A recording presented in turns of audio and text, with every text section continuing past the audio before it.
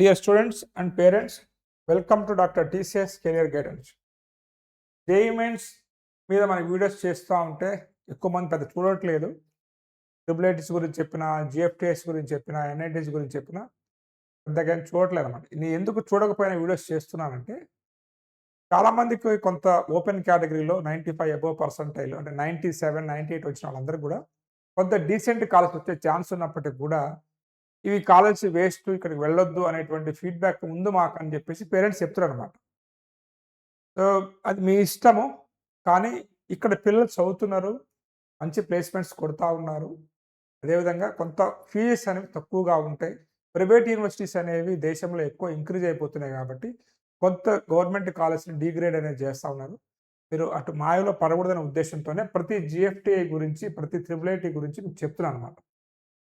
స్తోమత ఉన్న వాళ్ళతో మనకు ప్రాబ్లం లేదు, వాళ్ళు వెళ్ళిపోతారు, డబ్బులు కట్టి ఎక్కడికన్నా వెళ్ళిపోతారు. కానీ ఇక్కడ లాస్ అయ్యేది ఎవరయ్యా అంటే కొంత ర్యాంకు, డీసెంట్ ర్యాంక్ వచ్చి కొంత ఫీజు ఎక్కువగా కట్టుకోలేని వాళ్ళు ఆ మాటలు ఈ మాటలు నమ్మి కాలేజ్ని నెగ్లెక్ట్ చేస్తున్నారు, అప్పులు పాలైపోయి ప్రైవేట్ యూనివర్సిటీస్కి వెళ్తున్నారు. కాబట్టి అటువంటి వారు బారి నుండి తప్పించాలనే ఉద్దేశంతోనే ప్రతి జిఎఫ్టిఐ, ప్రతి ట్రిపుల్ ఐటీ గురించి చెప్తూ వస్తున్నాను. కాబట్టి మన ప్లేలిస్ట్లో వెళ్తే మీకు అర్థమవుతుంది అనమాట.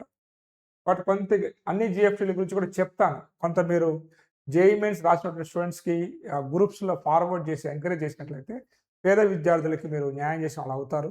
కాబట్టి దయచేసి ఈ యొక్క వీడియోస్ని కొంచెం షేర్ చేసి, లైక్ చేసి చాలామంది పేరెంట్స్కి ఈ జిఎఫ్టీఐ కాలేజ్లు ఉన్నాయి, మనకి దాదాపు 30 కాలేజ్ కంటే ఎక్కువ ఉన్నాయి.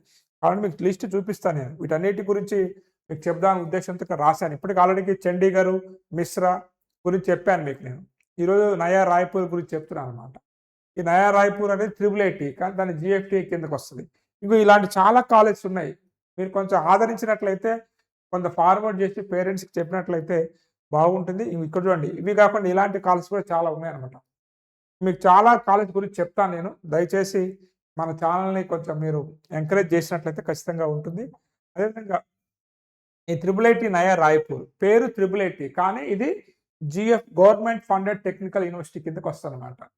అంటే కాలేజ్ ఫీజు ఎంత ఉంది, జోసా కట్ ఆఫ్స్ ఏంటి, బీటెక్ ఏమేమి ఉంది అనేది కూడా అన్నీ మనం ఇవి డిస్కస్ చేయబోతున్నాం. కాబట్టి వీడియోని పూర్తిగా చూడండి. ముందుగా మీకు నేను చెప్పినట్టుగా కొంత ఈ జిఎఫ్టిఎస్, ట్రిపుల్ ఐటీ వీడియోస్ వచ్చినప్పుడు కొంత జేఈ మెయిన్స్ మీ బంధువుల్లో కానీ మీ ఫ్రెండ్ సర్కిల్లో కానీ ఉన్నట్లయితే ఫార్వర్డ్ చేసి కొంత అవేర్నెస్ తీసుకురండి. సామాజికంగా నా బాధ్యత, మీ బాధ్యత, మా అందరి బాధ్యత.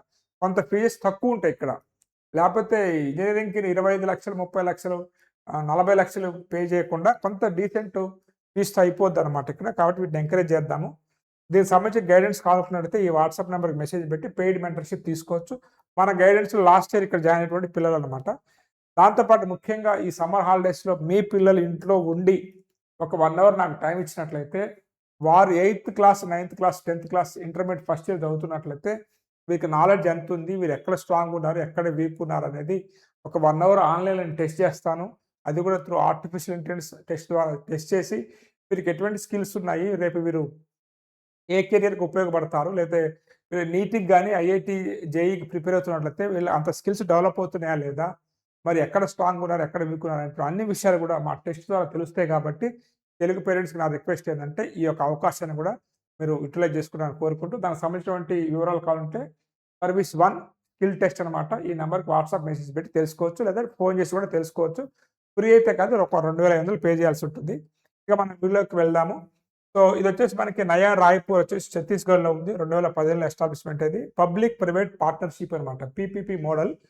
ఇది వచ్చేసి మనకి ఏదైతే ఉందో ఎయిర్పోర్ట్కి, రాయ్పూర్ ఎయిర్పోర్ట్ నుంచి 13 కిలోమీటర్ల దూరంలో, రైల్వే స్టేషన్ నుంచి 23 కిలోమీటర్ల దూరంలో ఉంటుంది.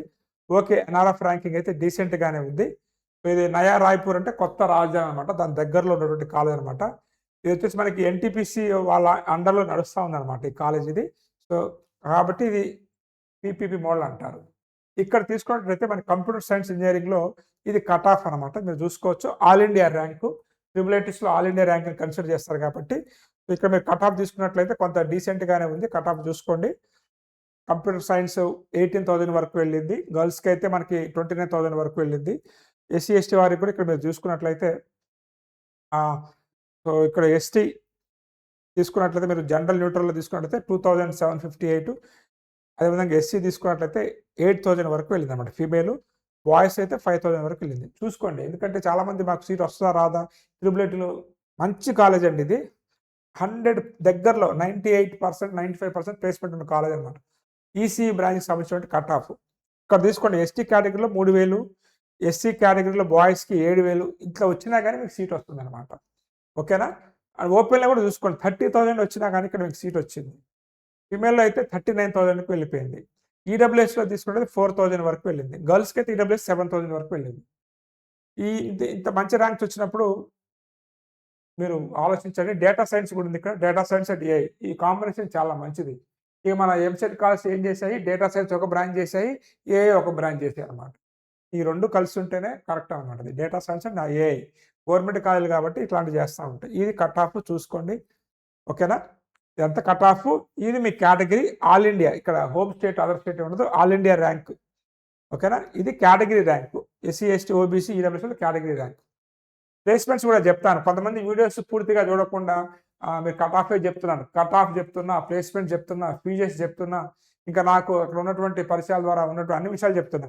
మీరు స్కిప్ చేసుకుంటూ సగం సగం చూసుకుంటూ కామెంట్స్ చేయకండి.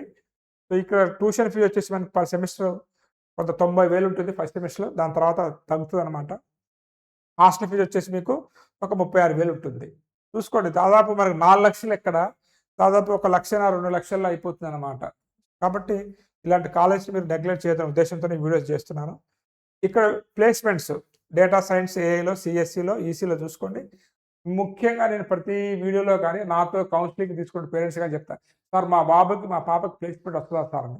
మరి మంచి ర్యాంకర్స్ ఇక్కడ చూడండి, 60 మంది జాయిన్ అయితే 32 మందికి ఎలిజిబిలిటీ వస్తే 26 మందికి వచ్చింది ప్లేస్మెంట్. ఇంత టాప్ కాలేజే ప్లేస్మెంట్స్ ఇవ్వట్లేదండి. అంటే అక్కడికి వెళ్ళిన తర్వాత రిలాక్స్ కావద్దు, కాలేజ్ స్ట్రిక్ట్గా ఉంటే చూసుకోవాలి. ఇక్కడ చూడండి, డేటా సైన్స్ ఏఐలో 60 మంది జాయిన్ అయితే 31 మందికి షార్ట్ లిస్ట్, 22 మందికి ప్లేస్మెంట్ వచ్చింది. 60 మెంబర్స్లో 27 మెంబర్స్కి ఎలిజిబిలిటీ వచ్చింది, 21 మెంబర్స్ ప్లేస్మెంట్. ఇక్కడ ఏంటంటే మనకి సీట్ రాగానే సరిపోదు. ఐఐటి పోండి, ఎన్ఐటి పోండి, త్రిబుల్ ఐటీ పోండి, కొంత రిలాక్స్గా ఉండొద్దు. ఈ పర్సంటేజ్ ఎక్కువగా ఉందిగా సార్ అంటే ఈ రెండింటి మధ్య చూస్తారు అనమాట. అర్థమైందా? ఇక్కడ 60 మందిలో 26 మందికి వచ్చిందంటే చాలా తక్కువ ప్లేస్మెంట్ అనుకోవాలి. కానీ వాళ్ళు దేని మధ్య చూస్తారు, 32కి 26కి మధ్య చేస్తారు. దాన్ని 81% అని రాస్తారు అనమాట. ఏ కాలేజ్ అయినా అంతే. అదేవిధంగా ఇక్కడ డేటా సైన్స్లో 70%, ఎలక్ట్రానిక్స్లో 77%. కాబట్టి ఎవరైతే జేఈఈ మెయిన్స్ ద్వారా జాయిన్ అవుతున్నారో మీరు గుర్తుపెట్టుకోవాల్సింది ఏంటంటే చాలా కష్టపడాలి. అర్థమైందా? మాకు సీట్ వచ్చేసింది కదా అనుకోవద్దు. స్పెషల్గా రిజర్వేషన్ కేటగిరీ స్టూడెంట్స్కి చెప్తున్నా. ఏంటంటే ఇక్కడ మీరు స్కిల్స్ నేర్చుకోవాలి, సర్టిఫికేషన్ కోర్సెస్ చేయాలి, ప్రాజెక్ట్స్ చేయాలి. అవన్నీ చేస్తేనే ప్లేస్మెంట్స్ వస్తాయి. నెక్స్ట్ ఇది వచ్చేసి మీడియం ప్యాకేజ్, అది వచ్చేసి మనకి మ్యాక్సిమం ప్యాకేజ్ అనమాట. 80 lakhs వరకు కూడా వెళ్ళింది సిఎస్సిలో. కాబట్టి కొంత వెళ్ళి కష్టపడితే ఉంటుంది. యావరేజ్ ప్యాకేజ్ కూడా డీసెంట్గానే ఉంది.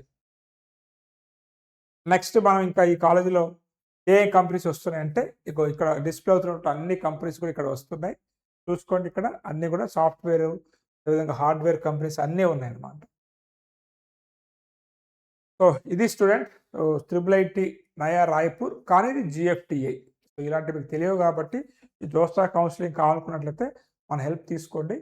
సో మీకు జోస్తా సీసాబ్ రెండింటి కలిపి ఉంటుందన్నమాట. దానికి సంబంధించిన వాట్సాప్ గ్రూప్లో మిమ్మల్ని యాడ్ చేసి మీకు చూడండి ర్యాంక్ ఆధారంగా ఎక్కడ వస్తుంది ఏంటనేది మీకు చెప్తూ మీకు బ్రాంచెస్ పట్ల అవగాహన ఇస్తూ గైడెన్స్ ఉంటుందన్నమాట. అయితే ప్లేస్మెంట్ చూశారు కదా, 60 మంది జాయిన్ అయితే 30 మంది, షార్ట్ లిస్ట్ అయితే 20 మందికి వస్తుంది. కాబట్టి కొంత మీరు బీటెక్ జాయిన్ అయిన తర్వాత స్కిల్స్ మీద దృష్టి పెట్టాల్సి ఉంటుంది అన్నమాట. వీడియో నచ్చింది అనుకుంటూ నెక్స్ట్ వీడియోలో మళ్ళీ కలుద్దాం. Nice day, all the best for your bright future. Thank you.